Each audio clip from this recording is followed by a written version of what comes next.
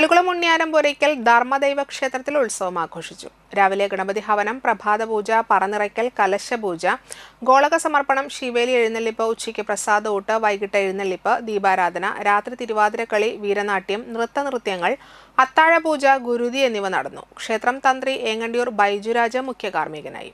ക്ഷേത്രം ഭാരവാഹികളായ കണ്ണൻ യു.എ, പ്രദീപ് യു.ജി, അജയൻ യു.വി, മുരളീരാജ്, സുബിൻ, മഹിളാ കമ്മിറ്റി ഭാരവാഹികളായ സജിനി മുരളി, സിന്ധു പ്രദീപ്, ഇന്ദു മണികണ്ഠൻ, ശ്രീജ മനോജ് എന്നിവർ ചടങ്ങുകൾക്ക് നേതൃത്വം നൽകി. നിരവധി ഭക്തർ ചടങ്ങുകളിൽ പങ്കെടുത്തു.